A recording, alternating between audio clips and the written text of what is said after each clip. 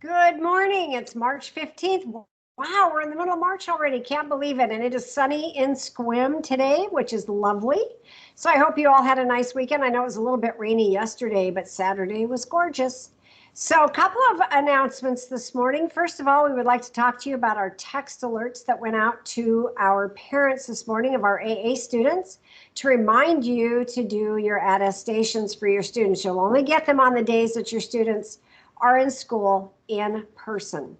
So we just wanted to remind you that if you're getting a text alert from us, that is why. I am now going to kick it over to Sonia Bittner, our registered nurse. Thank you, Sonia. Thank you, Dr. Pryne. Well, yes, it's March and everything is in bloom. So we are certainly noticing an increase in complaints of allergy symptoms with our students.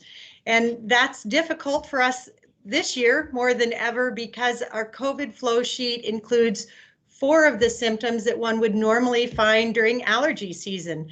If you go to the Sequim School District webpage, go to departments, click on health services and scroll to the bottom, there is a review table there so that you can look at flu symptoms, cold symptoms, and compare those with allergy symptoms. The usual symptoms you're going to see is headache, both congestion and a runny nose, sneezing, maybe even a sore throat. And all of those are reasons for which we would be sending students home because of the concerns listed on our COVID flow sheet. So what we're asking parents to do this year, since we don't want to have to send students home at all, we're asking parents to follow up with their licensed caregivers to get us a doctor note that this student suffers from allergy symptoms. With that information, luckily, we can not send them home and keep them at school more. So I know that's an extra step that many of us have never had to go through before. I mean, last year and the year before and forever, allergy symptoms were simply that, allergy symptoms. But unfortunately, we all have to process it slightly different this year. And I certainly don't want there to be any stigma attached to a student who's sneezing in class.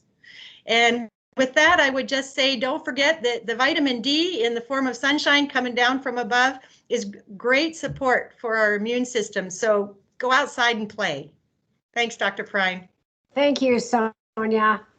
And now we will go to Darlene Appland, our Director of Finance and Operations, and she has all kinds of announcements this morning. Okay, thank you, Dr. Pryne.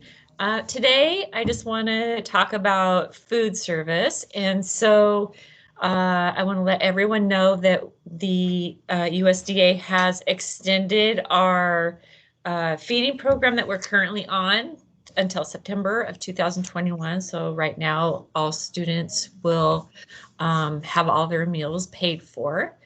And also, parents can be expecting PEBT cards to be coming in the mail. The first round of those debit cards are being sent out to families now, and they'll come with the student's name on them. But once they have those cards, then every time there is an upload, it will just go onto that card that that student already has. So be watching for those.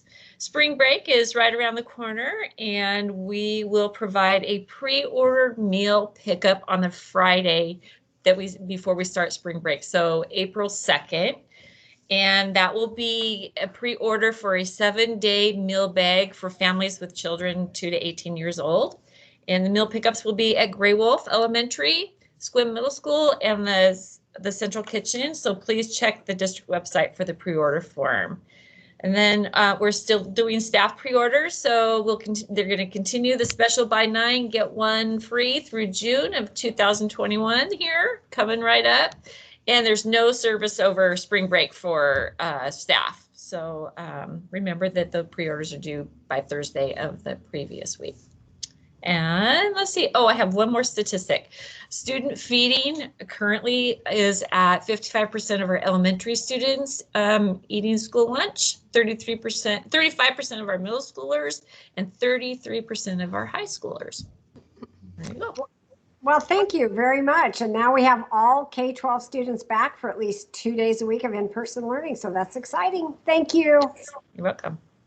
Okay, and next we will pass the baton to Victoria Ballard, who is our Director of Human Resources. Thank you, Dr. Pryne. Hello, everybody. So it is spring, and springtime in school district HR world means recruitment season.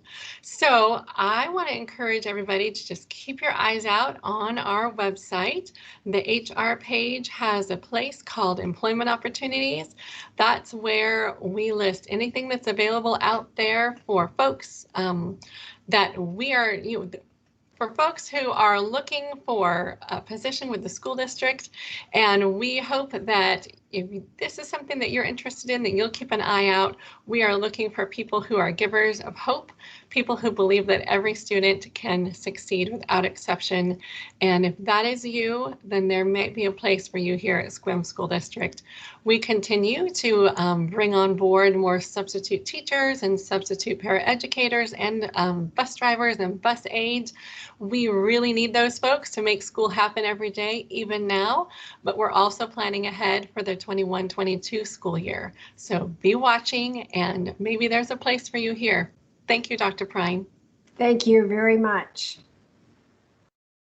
And that concludes our weekly communication update. We want to wish all of you a wonderful week. There is a board meeting tonight at 6 o'clock, and you can access it through our website under the board meetings, and it will be a Teams meeting, but you are all welcome to join and see what business will be taking place within the board meeting. So on that note, we will see you back here next Monday, March 22nd. Thank you so much. Bye-bye.